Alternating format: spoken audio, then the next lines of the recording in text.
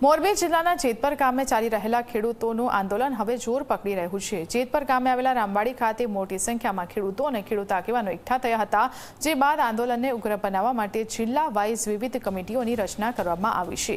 મોરબી જિલ્લા સહિત રાજ્યમાંથી અને અનેક જિલ્લાઓમાંથી ખાનગી વીજ કંપનીની વીજ લાઇન સામે વળતરની માંગ સાથે ખેડૂતોએ આંદોલન શરૂ કર્યું હતું। ખેડૂતોના ખેતર ઉપરથી વીજ લાઇનનો કોરિડોર પસાર થાય છે, જેની સામે ખેડૂતોને પૂરતું વળતર મળે તેના માટે જેતપર ગામે ખેડૂતોએ 19 દિવસ સુધી ઉપવાસ કર્યા હતા।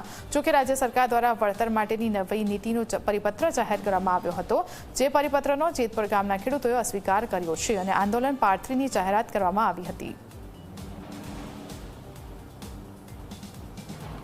આંદોલનની 6 કમિટી તૈયાર કરવામાં આવેલી છે। 6 કમિટીનો મુખ્ય ઉદ્દેશ એ જ છે કે ગુજરાતના ગામડે ગામડે પહોંચીને ગામડાને જે ખેડૂતના અસરગ્રસ્ત છે આ વીજ પોલથી એ ખેડૂતને પૂરતું માર્ગદર્શન આપવાનું। ત્યાર પછી તાલુકા લેવલે કમિટી કરી અને માર્ગદર્શન પૂરું કરવા માટેના પ્રોગ્રામો કરવામાં આવશે।